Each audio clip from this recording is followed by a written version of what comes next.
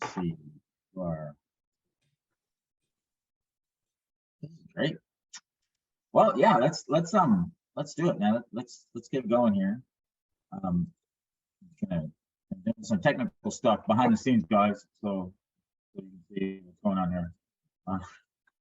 Welcome everyone to our webinar today. We're really excited to be here. I wanted to recognize a few people first. First, I want to recognize the folks that make the tech possible. There's a ton of folks behind the scenes that if it wasn't for them, we wouldn't be Zooming, we'd be sitting, right? These guys make it all happen. I also want to say thank you to Daniel, who's our special guest today, and we'll introduce him. He has some really cool things to say about this process. And then most importantly, I want to thank everyone that's joined us. I see some really familiar names. Thank you for being on. Appreciate it. Would love to get your feedback afterwards. Advatix has launched a series of webinars talking everything supply chain. And today's webinar is a little bit different because I think it transcends beyond supply chain. I think it brings in all businesses that experience some sort of peak season. So the name of the webinar today is People Strategy for Winning Peak. So that means that if you logged on for the How to Use TikTok seminar, you're on the wrong channel. But if you have that link, send it to me because I gotta learn how to keep up with my kids. So I'll go to that later. We all define peak as the ultimate, the maximum, the greatest. It's that time when annual outcomes can be determined. It's Super Bowl. I mean, I remember early in my career being at retail and realizing that from Black Friday to Christmas Day, maybe a few days after, that was about 25 to 30% of our annual business, right? No pressure, guys, right? So peak is huge, and all industries have a time frame that they consider peak. And while not all industry peaks are aligned with one another, every industry faces very similar challenges, as well as significant opportunities to really get it right as they prepare for their peak. In some of our previous webinars leading to this, we've spent time with experts talking about process, peak season planning from a process and product perspective. Daniel, say that 5 times fast.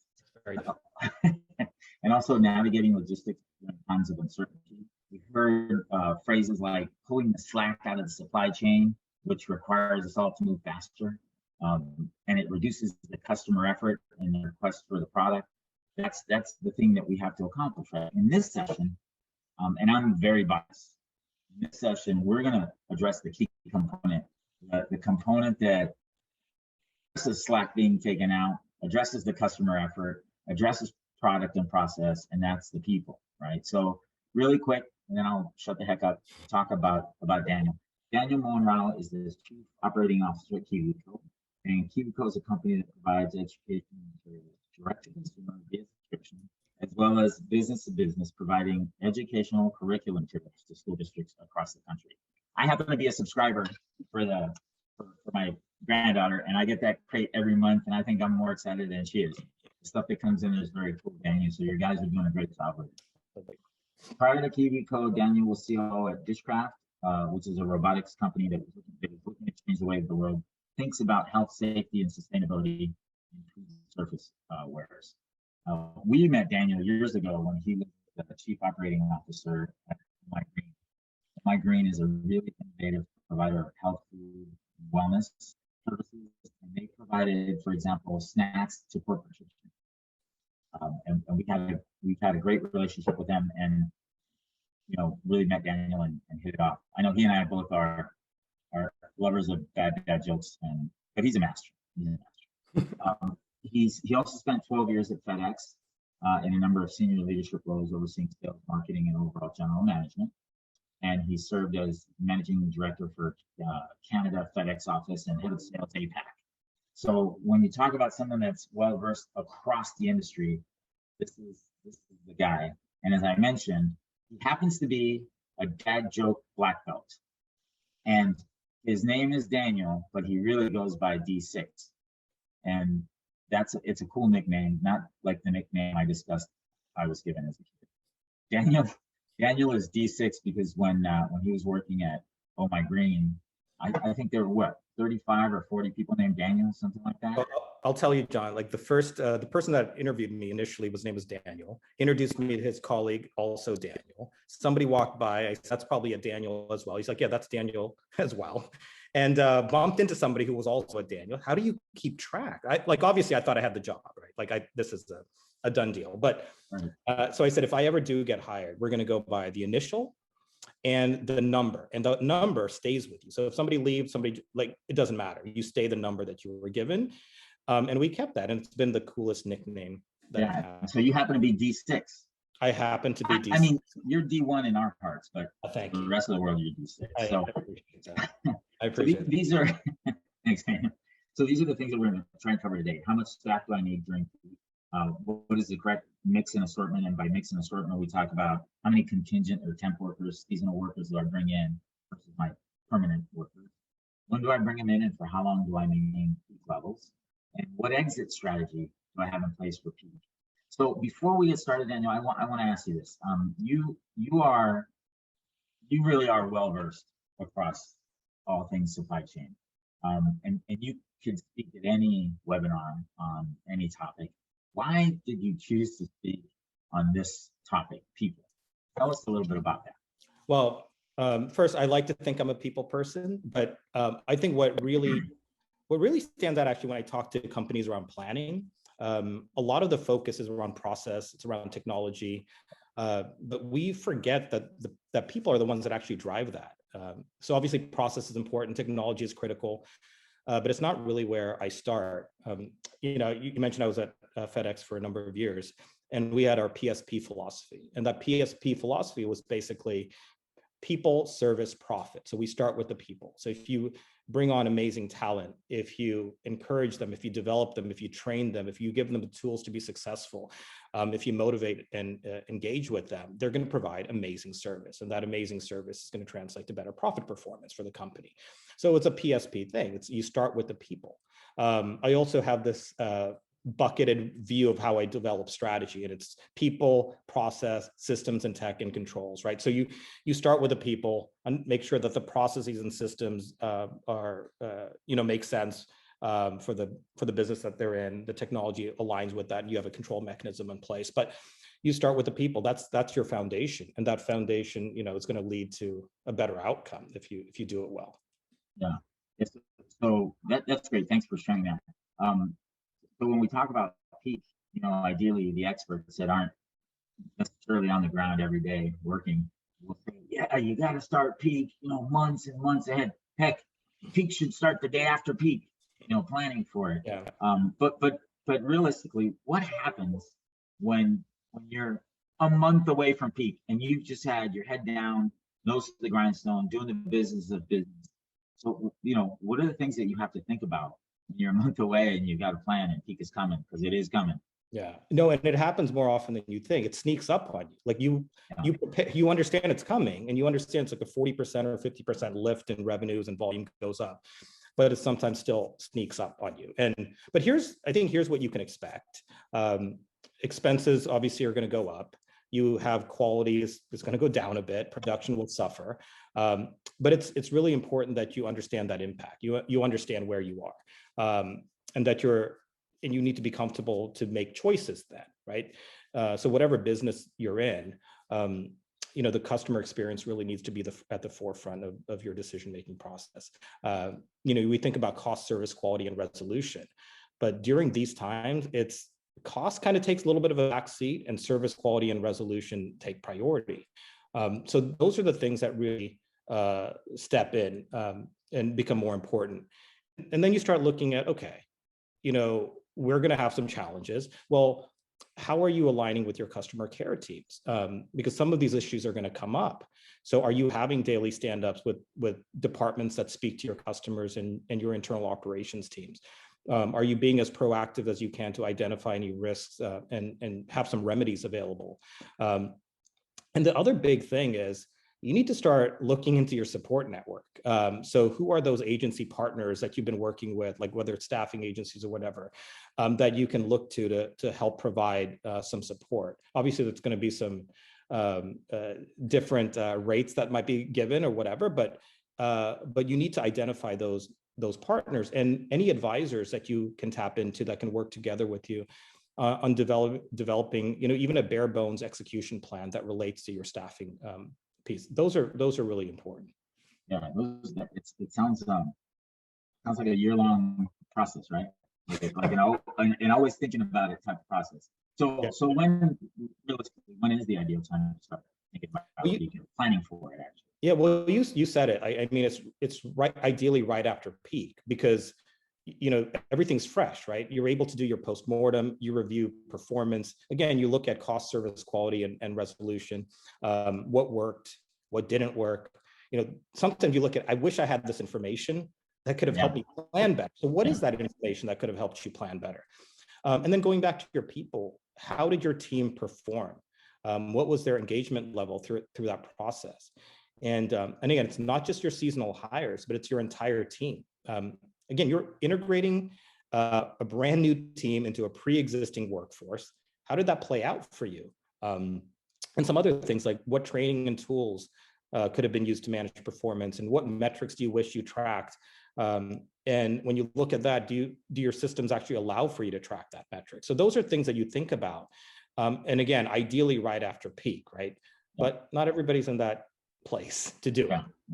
So what happens if you don't necessarily hold postmortem? I mean, you finish peak and you just, right? You're relieved it's over. Yeah, it's done. Well, so but what happens, because a postmortem is, we highly recommend when we go into businesses, we work with them to optimize the business. It's always, okay, how did it work? All the things we talked about. What happens if you have to get back to business and you don't do a postmortem? Yeah, so, and again, like I mentioned, when peak sneaks up on you, you also, because you've gone through so much of that lift during your peak period, as you get through it, you're like, I just don't want to think about it. I want to kind of get through it. I want to take a vacation. Like, it kind of slips your mind. And then you look at it, this, 4 months have passed since then. But the way that I think about it is, and again, it's a good rule of thumb, is to give yourself at least a 4 to 6 month lead time in developing that plan. And then you can start refining your that plan as forecasts become clearer. So you start looking at demand and how that demand is projecting out. So you look at volumes and the channels that are driving some of those lifts, and potentially SLAs that are tied to those volumes that are maybe different than your regular lines of business. I think, how do those compare to your baselines? How do you look at the complexity of your business, whether that's retail, fulfillment, hospitality, and where are you with process and systems, right? So if you give yourself 4 to 6 months and you have some of these pieces covered, you might be in a good spot. But then you also have to say, okay, I understand my volumes, I understand the channels that are coming through, I understand like how I staff under normalized conditions. What does that lift look like? So again, whether it's throughput, transaction volume, occupancy rates, what does it look like under normalized conditions? And how do you see volume impacting that staffing? Because it impacts at all levels, but it doesn't impact at a 1-to-1 ratio. Like if you see, doubling, it doesn't mean you necessarily have to double your workforce. You have to look at which positions need to be there, so you're staffing correctly. You're not overstaffing, but you're ensuring that all of your things are covered. So, like, I like to look at a 4 to 6 month view of that. So you're basically planning for peak half of the year, while you're still running. While you're still running. I think that falls on everyone here. So as you assess, let's talk about the people themselves, right? The folks executing the plan that we geniuses create, right? Yeah. When you assess, how do you determine the right mix of full-time, part-time, seasonal? What are the key things that you consider?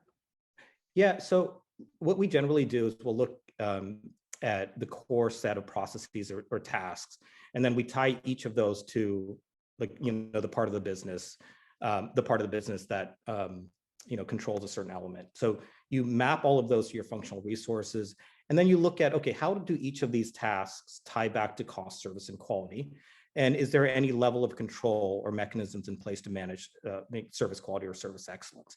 So as you're mapping out all these processes and tasks, and there's that complete flow, then you look at, okay, so what are those critical functions that need to be managed by senior leadership, senior teams? And this could be, I worked in retail for a number of years as well. Back office cash handling, if you're in retail, if there are certain customer facing things that you need to be more seasoned to handle.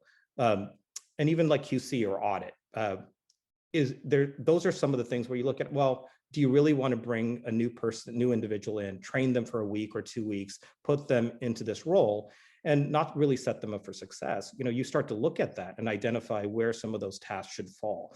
And then even if there's like technology that manages a certain process within your operational flow, if that technology has a longer training cycle, align some of those with some of your more seasoned employees. But then you say, well, what are those tasks that are like measurable, repetitive, maybe have that control mechanism?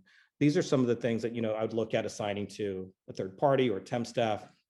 That's kind of how I view it. Like map the entire flow, identify how it impacts those cost, service, quality criteria, and then start resource allocating based on what's repetitive, what's measurable, what has controls, and to things where you need a lot more or a little bit more expertise around in managing. Yeah, it's interesting. So now it's peak. We're getting ready for peak, and we're talking to our partners, our seasonal staffing partners, and we realize, oh wow, we need to bring in X number of folks. Yeah. And now, and you talked about this. You alluded to this earlier, that you're bringing in a brand new group of folks to an existing performing group of folks. Yeah. How does that integration impact operations, and is there an impact to culture and productivity and all the things that you look to be at peak during peak? Yeah. And the culture piece of it is such an important thing. Like, again, what we mentioned, you're integrating a new team into your existing processes. You have recently trained employees that haven't established any relationships with anybody else. So if you don't really address it correctly, you'll end up with an us versus them type environment, right? Where the disconnection gets really amplified. And I think when you look to bring people in, you should also bring in your leads, your supervisors, your managers to help develop that plan. I mean, they need to have a stake in the success of the program, right? So they need to be the ones that are also driving that forward. And if you can, not everybody has this opportunity, but if you can, onboard team members, not really as seasonal team members. And I think, John, you and I spoke about this before, but onboard them like you would onboard your full-time employees, And so when you think about orientation, it includes the why, like what is the background of the company, the mission, vision, and how does that connect to the responsibilities of the function that you're hiring for, right? They all should be connecting. So it shouldn't just be like a checking the box thing. And then even extra things that you could do that impact culture. You can have a kickoff meeting, you introduce your new team members, get to know them.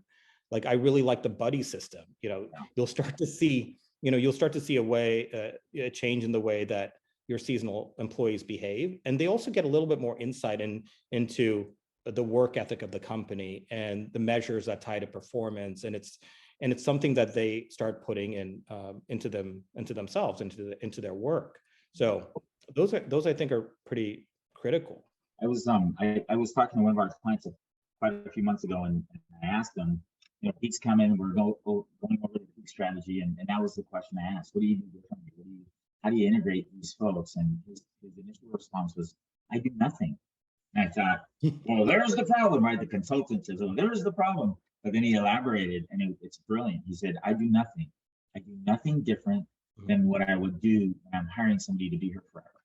Yeah. I bring in a group of new people, and I treat them as if they're going to be our team members for the rest of their lives. Yeah. We orient them the same way. We treat them the same way. They're no different at all from anyone else. And he said that it's proven to be very, very effective because of the unity that it creates, and they're all on the same mission, right? They're all headed in the same direction. And he ended the story by saying, the last thing I want is to have a junior high school cafeteria on my hands, where you're just waiting for the food fight to erupt. Right.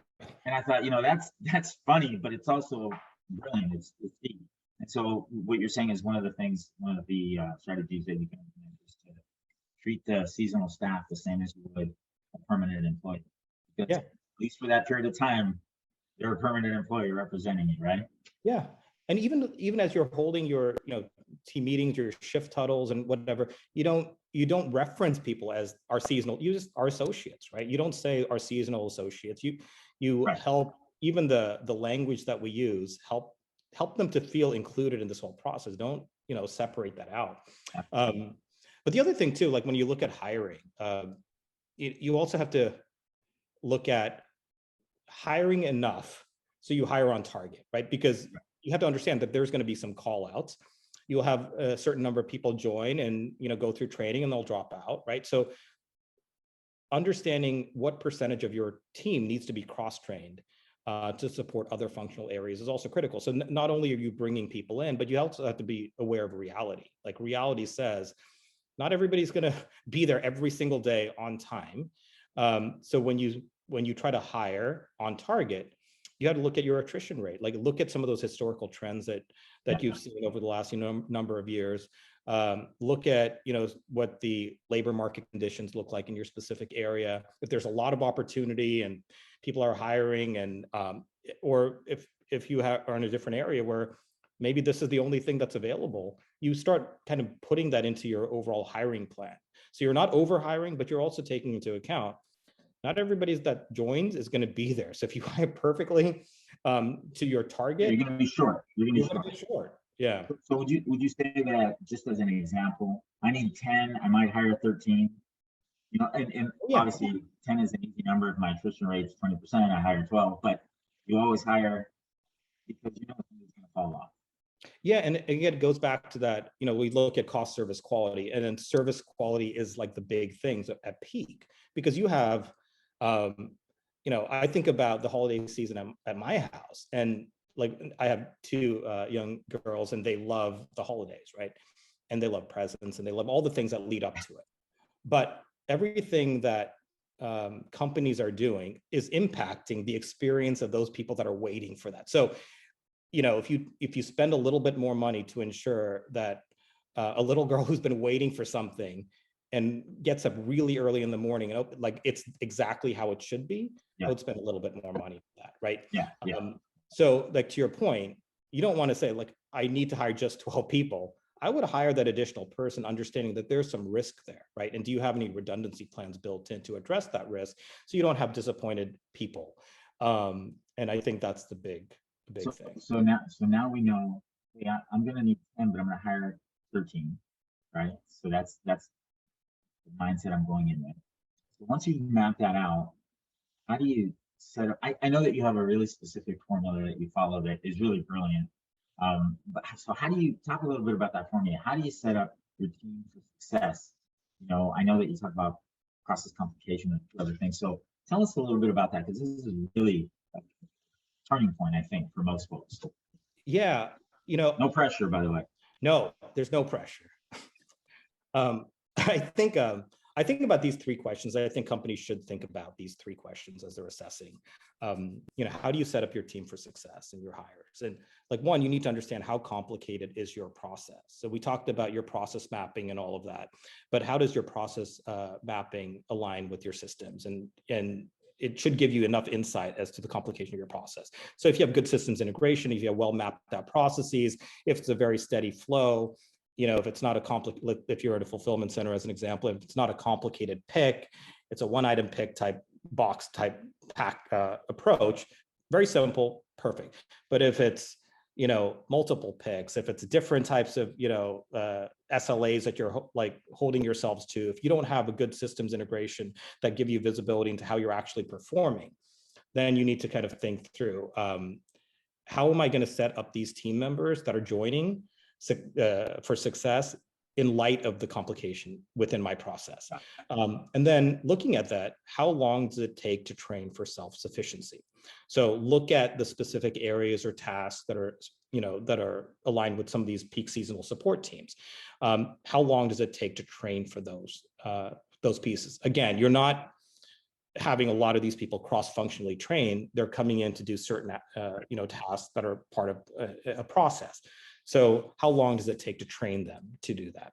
And what resources do you have to facilitate. And that means like your leads, your supervisor, your trainers, are there work instructions that are available? Do you have online trainings? Like, how do you test out some of the trainings to an actual pick environment if it's a fulfillment center, or if you're in a retail environment and you're engaging with customers? How is your training set up so they'll be successful? And if there's anything that's missing, what are the things that are high priority that you need to address that, again, impact the customer experience? And those are the things that you focus on. But the people that would really help quite a bit is your teams, your existing teams. They can help in terms of developing the plan. So if they're part of the plan development in ensuring that these new seasonal employees are successful, they have a stake in that, right? Yeah. And they want to ensure that that plan that they developed is executed properly. And I think that's where you don't want to just do it as a leadership, one person saying, okay, I want everything to do like happen like this, and now I'm going to like hand it off to my leads and supervisors to manage and execute on it. No, you bring your teams in to collaborate on what's the way to do it, because they understand the reality of it. You can think things through from a theoretical standpoint, but your team members that are out on the floor understand reality. And sometimes theory and reality don't exactly align. You need to understand all the variables and allow your teams that understand those variables to be a part of the planning process. Yeah, in a fulfillment center, they understand what to be on your feet on concrete 10 days, 10 hours a day, and either hot weather like it is now or cold weather. But they get it, so it's important to have it. Also, I think what you're saying is that this level of investment in the seasonal employees also, I think it mitigates some of the retention issues that you may otherwise have. Right? They get in, they feel invested, both sides, and they stay longer. You have to worry less about them leaving, just not showing up one day. So I think those are really important. So yeah, exactly. How do you find people? Advatix and Expadel. Here's a shameless plug. We placed nearly 2,000 people last year for our clients. Oh wow! Ranging, from hourly $15 an hour folks to CEOs of businesses. And we constantly hear there's labor shortage, and we believe there is. We've been fortunate not to have been as impacted by that, but there is a labor shortage in a lot of areas. How do you deal with that with these market conditions? Yeah, so I read this survey recently. I think it might have been a Gartner survey. So if I find it, I'll share it with you, John. You can add it. But perfect. Thank you. When people are looking at planning for peak, the biggest cause of concern for a lot of executives that have these peak seasons was labor. It was, I think, it's 71%. That was the top thing, right? And we have all these, macroeconomic conditions that are impacting companies all over the place, from supply chain disruption and all that for the last number of years or so. But the biggest pain point was labor. Like, how are we going to find people? Because it goes back to our starting point. People are the ones that actually make this work. Right? So if you don't have enough people, you're going to end up with a lot of unhappy children. I'm just speaking from experience, from my kids, over the holidays, which is sometimes for people the most exciting time of the year. So how do you ensure that you have labor? And again, going back to your bench strength. So the people that were with you last year and the people that were with you in years before, if you treat them really well, that's your seasonal bench team, right? That's your team that you call in. So you have your existing team members, you have your seasonal bench team, and then there's a little bit of a delta, right? Because you're never going to have everybody come back, and you only want to bring back, high performers. So once you identify what that delta is, understanding your relationship with either staffing agency partners, can you lock in rates and numbers quickly? Can you ensure that there's a plan to address some of the shortage that you see, and then potentially give a little bit of a buffer to yourself, understanding like there's attrition and things that can come into play. And even utilizing your team members, existing team members, and looking at a seasonal referral program for your team member. Bring in people that they know, that they trust. Because again, like, it's going to be easier to integrate if you're already connected to people, right? But I think it's also really important for leaders to look at geo-specific labor market conditions and the availability of talent in those markets, right? Because again, it plays into how you pay, it plays into how you recruit, it plays into a lot of different areas. If you go in blind, not understanding what that looks like, then you're going to make a lot of decisions that are not going to be beneficial for the business, and not just on the cost side of it, but on the service and quality side as well. So then the biggest component of this is the training, right? Because again, depending on the complication, the complicated nature of the business. John, you keep like it's kind of staticky when you speak, I think. Oh yeah, can you hear me Now now? now it's better. Yeah, you know what it is that I'm talking in my low radio voice. Bad joke too. What is when the it comes, radio actually for people of my generation? yeah, radio, right? That was a thing that was in cars before, guys. That was that For all right? you young folk. So when we talk about training, because that's the next step, right? If you want D6's little girls to have an awesome experience Christmas morning, you better have well-trained folks. And so, what are the key components to that? So we already talked about the orientation piece of it, like the background of the company and Yeah. all those things. But again, like reinforcing the entire view of the process and the team members' part in it. So we talked about mapping out that core set of processes and the resources that are aligned to specific pieces of the operational flow. Right. Giving visibility to your seasonal employees around that, because again, you're going through a typical onboarding training process. You're not just saying, all I'm going to do is train you on restocking the shelves. That's not what it is. You're actually helping them understand. Then look to see if there's any corresponding materials that can help provide as handy guides, right? So if you have standard work instructions, if there are tech-enabled tools that are available, see kind of where that is. With your training program. I think the other piece that's not focused on enough is clarity around goals and metrics and what does success actually look like. So, depending whatever industry you're in, whatever business you're in, you look at customer related metric like CSAT and NPS, you look at pick rate, you look at upsell, cross sell, you like all of these different things that potentially play into the performance of the company during peak, and ensure that whoever is responsible for delivering against those has visibility into how they're performing against those metrics. And then ensure that there's a rewards and accountability thing in place. So how do you look at shift stand-ups, daily stand-ups, huddles, and ensuring that you're communicating performance against target and showing people that are doing really well. And again, going back to let's make sure that people feel part of it.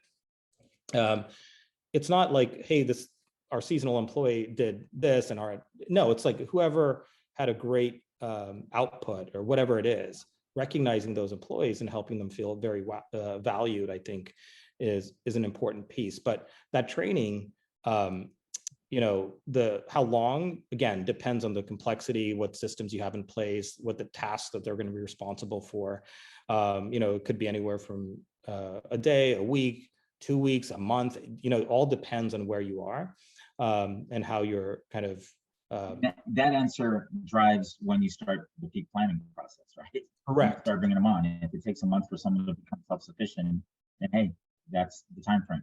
Yeah. So it's not just like we have, peak starting mid-November and then no, it's like if it's like a 1.5 month is what you consider peak, it's actually more like a 3-month period, right? Because even and we'll talk a little bit about post-peak and so forth, but as peak ends, you have challenges with refunds, exchanges, and you have a inflow of returns that come through. Like, how is that all being managed? Because that's not a normalized state, right? You have to take account for that, and that should be built into your timeline as well. So you say, make them feel a part of the team. Yeah, let's make them feel a part of the team. Use a buddy system. Are there any other things that you have seen that might be helpful? So I actually like doing, like kickoff parties. Like you're now, getting into like a 30-40% increase in volume. It's going to be a big lift. You need to get people that are happy, engaged, motivated, and have a kickoff party with all your team members, letting them know that we're all in this together and we're going to do this well. But so I think that's really important. And do things that you would do for your other employees, like Slack messages to your team, introducing your employees, maybe some things that like a little bit about them. And don't forget your regular check-ins, right? You need to have regular check-ins with your team. Don't ignore the one-on-ones. And then provide them, as they start, provide them with some swag and provide them with some swag when they leave. It's that beginning and end. That swag is always a good thing. I would like one of those shirts. But That's what you're getting paid for this. I think it's. oh, is that right? Okay. Awesome. A follow-on to that is your team is now performing. They're in there. They're doing their thing. They're on the production floor. They're on the sales floor. They're in stock rooms. They're greeting customers. How do you ensure that they provide the quality of service that you're looking for? Well, again, this is where we talked about systems and technology and process being important, but people first, right? Well, this is where people are there. Now, how are they actually performing? What are, you need to, assess your systems, your tools, and your management approach, and helping drive some of that operational efficiency and service levels and all of that. So if you don't have visibility into what each of these things, like tasks that the team is working on, is impacting some of your key metrics, and that's a problem, right? So how are you ensuring that everything that you're requiring for your team member, or at least most of those things, there's a measurement, there's a tracking mechanism, there's a system to actually show that are we performing the way we should, and not just to to call out what's wrong, but also to potentially look at steps to remedy that. And then going back to communication cadence with the team. We talked about check-ins and one-on-ones, but look at how you communicate results. How often do you communicate results?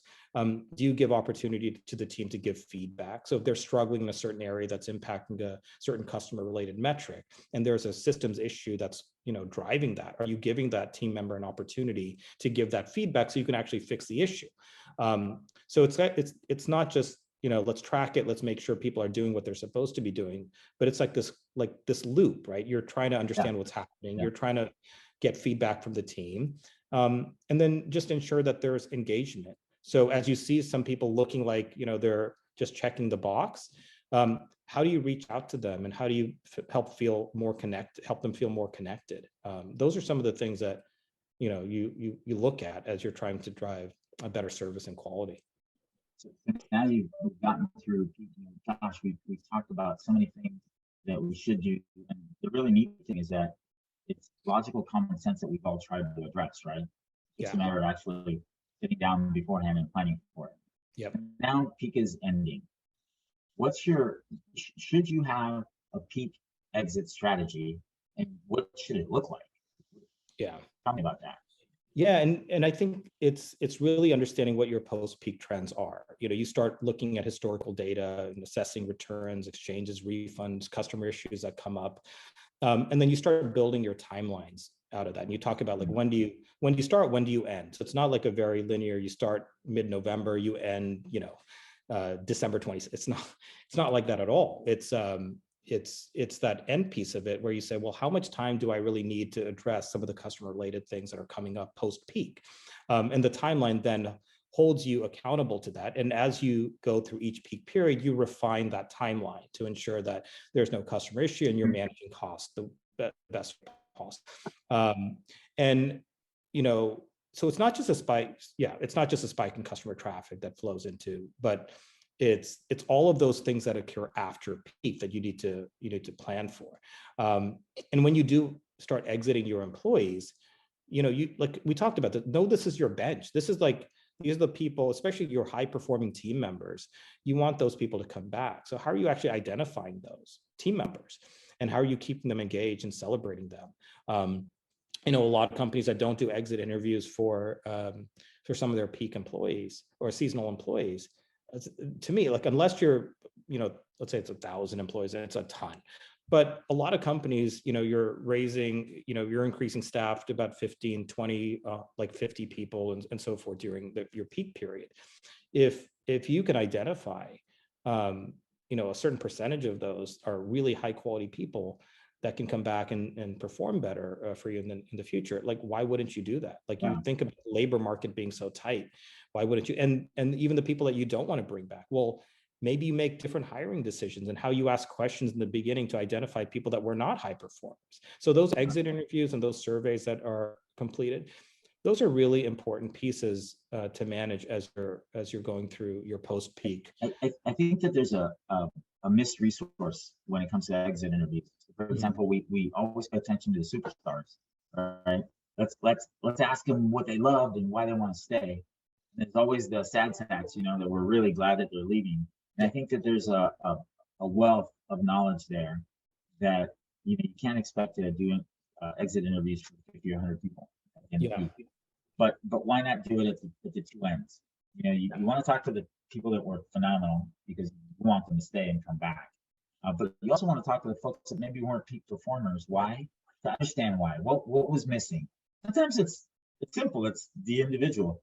But sometimes they missed some of the resources that we had available, or they didn't get the attention they needed. And that's really valuable information to also have at the end of it, right? For the Correct. next planning phase. Yeah, and what I've done at a company before too is, like maybe not a sit down exit interview for every single person, but there was a survey that's sent out, and you get paid for taking the survey, right? So we'll pay a certain amount, you'll get all of these questions that are filled out, you'll be able to take those questions, bucket them to certain groups, and identify what can we do better in the future. So those are things I think that could really help, but it's such an important time, peak and holiday, and to not take the people aspect of it seriously is such a mistake. So again, like talking about systems and process and technology, really, really important. But if you don't have the people, you're going to struggle, and it's not going to be fun. We're almost at the end of this, and the one thing that I would recommend is everybody that experiences peak should have a peak playbook, right? And it's just a collection of all of the experiences that you learn, put into a way that helps you plan peak effectively. And it's almost like a play-by-play. You can go through and say, okay, this week we're at this stage and this is how we do it. And every year you adjust it, but every year you use it. And that's something that's super helpful when it comes to planning for peak. Yep. I think we're at the end, but I think that there's a question in the Q&A. So I'm going to click on here and see what it says. And question from Mark Pimentel. Full disclosure, Mark and I go way back. Does everyone? Does everyone need to take into account quiet quitting and hire even more folks to make up for the people on their team not working as hard as years in the past? I think we can answer live, right? I mean, what do you think, Daniel? So like quiet quitting is, what was it? The Great Resignation was what that initial thing was, and now it's quiet quitting is let's do the what's required of us, but we're not going to do extra, right? So I think that's a really good call out. Like, how do you address that in your staffing plan? And I think it depends on the functions that this quiet quitting is impacting, right? Because if you still are able to maintain certain levels and you're not killing it, like you're not doing incredibly highly productive things, you need to kind of map that out into your strategy. But I do think being able to understand the percentage of your team members that are engaged or not engaged, that would fall into this quiet quitting category, needs to be taken into account when you're developing your plan. Because if you don't take that into account, you're not going to experience the same thing that you experienced last year, when you maybe you have more productivity coming from these individuals. Maybe now you have 20% less productivity. How does that then map to your hiring plan? I think that's a really great call out. That's a whole seminar in and of itself, right? To talk about how to plan for that, because really you should have systems in place already to measure productivity. You should start to recognize folks that are quiet quitting, because it's not that quiet when production isn't up to where it used to be. Your managers have a pulse on their fingers on the pulse of what's happening. And so to me, the main answer is yes, you should always have a bench ready, Pez dispenser, right? When one candy's gone, you pull the head back and another candy's there to fill the bench. So you should always be on the lookout. That should be something that's around. It's not just a peak thing. But that's a phenomenal question that we could probably talk about for a long time. Are there any other questions from the group? Okay. If there aren't any, I want to say thank you to Daniel for all your insight. Really appreciate it. I go by Advatix, by the way. Yeah, I heard that. Somebody told me that, but I didn't buy that story. I want to thank you all the folks that attended the seminar. We please give us feedback. Find me on LinkedIn. Let us know how we did, what we could have done a little bit better for next time. And Daniel, anything D6, anything to leave us with? No, I really enjoyed the talk. I think again, to me, the people piece of it is so important, and I really like the focus on that, because process and technology is so exciting, but so are people, and people make it fun. So yeah, speak for yourself on the process and technology being exciting part. Okay. I do like that. All right, everybody. Thank you so much. Thanks. Have a wonderful rest of the week and a great weekend.